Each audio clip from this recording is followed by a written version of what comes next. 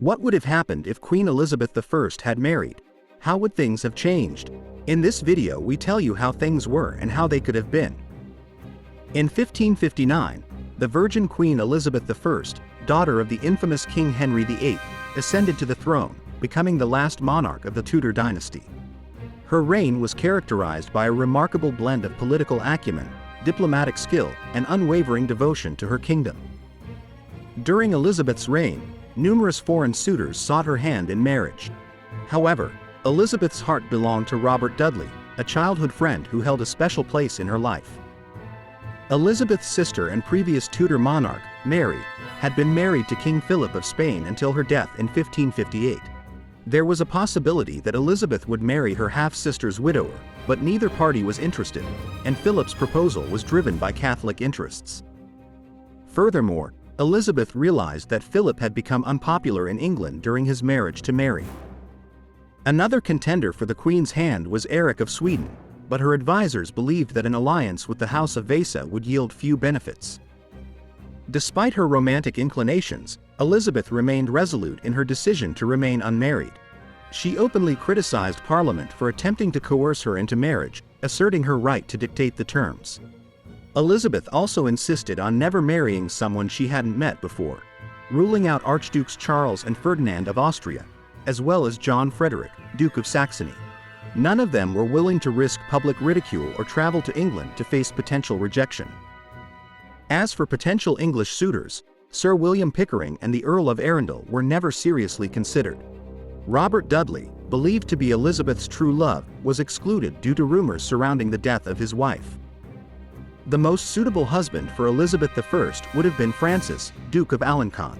He had met Elizabeth twice and even sent his servant, Jean de Simier, to woo the Queen on his behalf in January 1579, but his proposal was declined.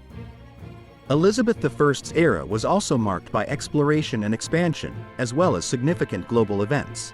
In 1580, the intrepid traveler Francis Drake achieved the historic feat of becoming the first Englishman to successfully circumnavigate the globe.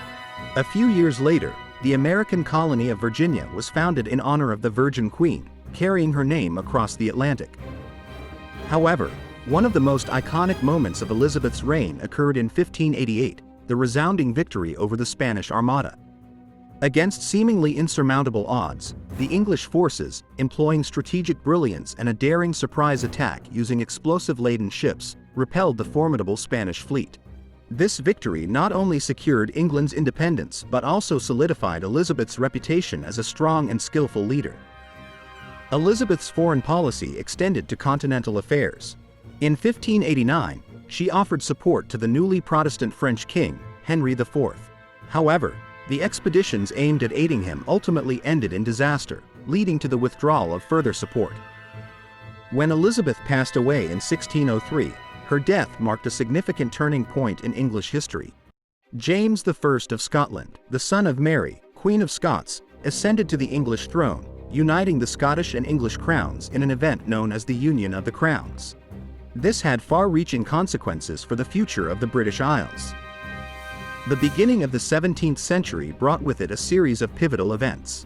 In 1605, a group of disgruntled English Catholics organized the infamous Gunpowder Plot, attempting to assassinate the king by blowing up the Houses of Parliament. Fortunately, their plot was foiled, saving England from disaster. King James I, widely mourned by his subjects, left a legacy of peace and prosperity upon his death in 1625. However, the tranquil times of his reign soon gave way to turmoil.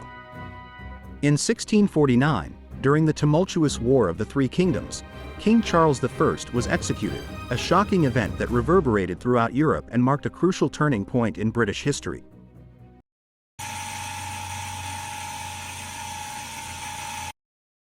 The divergence from this historical path began when Francis, Duke of Alencon, proposed marriage to Elizabeth once again in 1578, sending a trusted servant on his behalf to receive her consent.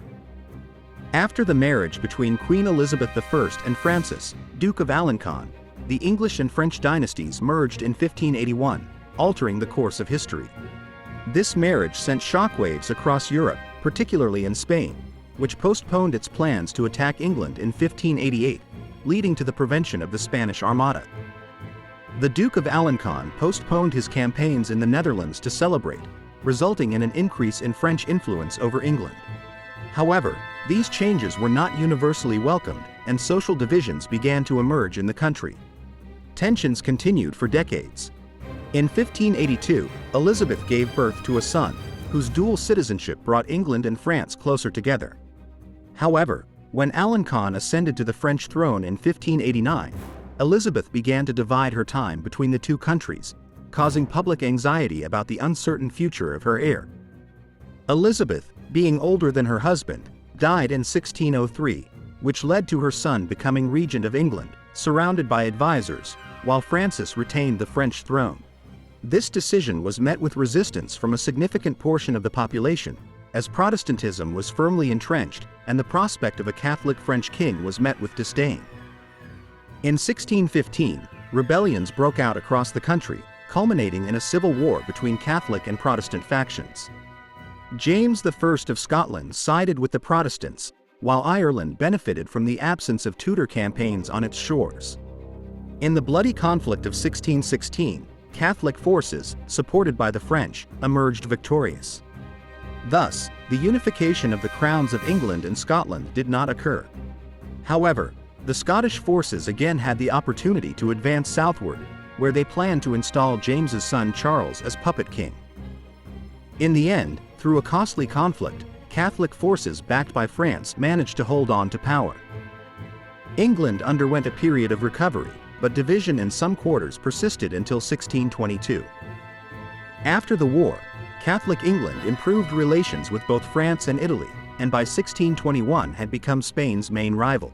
The Anglo-French monarchy continued to prosper with successful expeditions to the New World, but the unification of the crowns never took place, and relations with Spain remained cold by 1624.